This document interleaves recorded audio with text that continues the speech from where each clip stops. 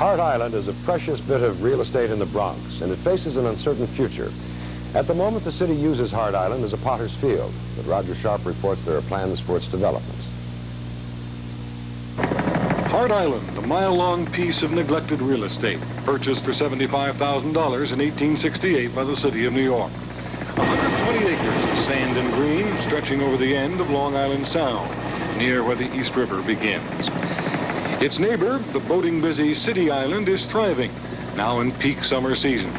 But City Island has direct bridge access to the city mainland, while the only way to Hart Island is by ferry.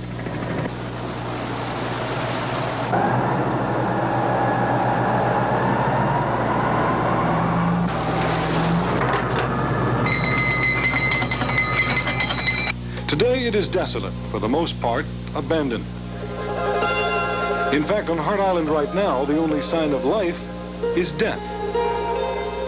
Potter's Field still occupies the northeastern third of the island, the city's cemetery for paupers and unknowns.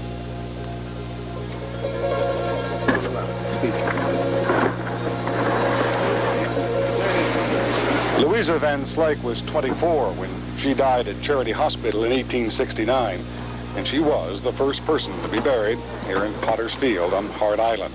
Since then, over the past 109 years or so, a total of 650,000 people have been buried in graves such as this. The coffins are buried 3 deep in trenches.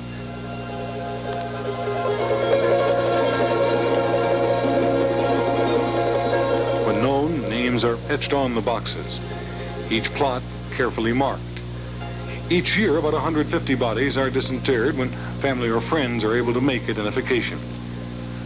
One plot is set aside for tiny baby boxes, grim evidence of our high infant mortality rate. The babies or fetuses are all buried in one particular part of Potter's Field. The posts over here signify which hospital the infant comes from, and then each tiny pine box is lined up for each hospital. All of these in New York. Yeah, we can love you, Harry. There are 2 or 3 burial days a week here, the burial detail made up of Rikers Island inmates. Prisoners serving less than a year volunteer and earn 35 cents an hour. Inmates built the Peace Monument to the unknown dead, which dominates the Hart Island landscape. Over the decades, the scene is little changed as the same ground is recycled about every 25 years. This was a burial detail in the 40s. In those years, in fact, going back to the turn of the century, Hart Island itself was the site of a city prison.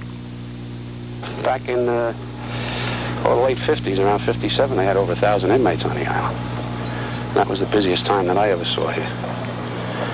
But then with the new construction down on Rikers Island, they moved everything down there. Joseph Bartles, a chief engineer for the Department of Correction. He worked on Hart Island for more than 20 years, and his grandfather was a guard here for almost 50 years. Well, It really doesn't look like it was ever a prison. Well, when they renovated, they never had bars on the windows. They had heavy expanded metal. Because most of the men that were up here were only doing 6 months to a year at the most. So they liked it up here. It was a good jail. You had to be in jail. To be locked up, this was a good place to be. This was the best place to be.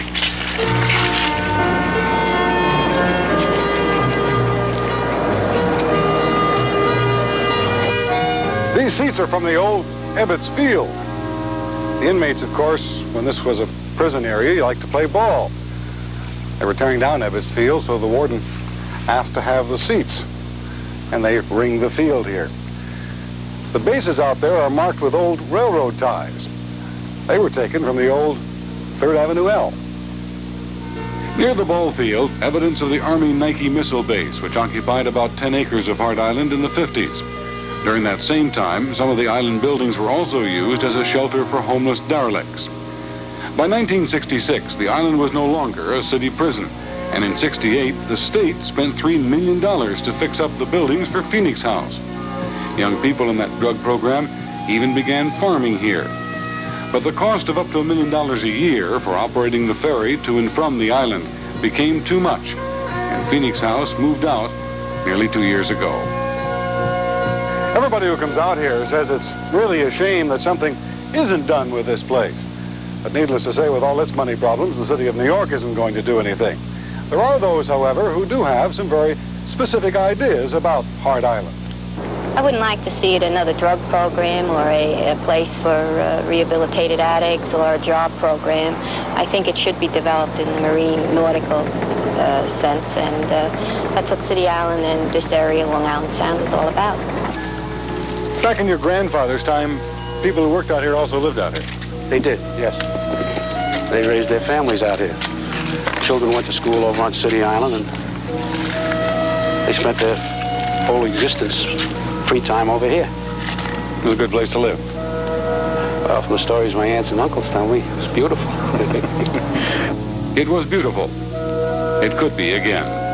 Roger Sharp, Channel 7, Eyewitness News.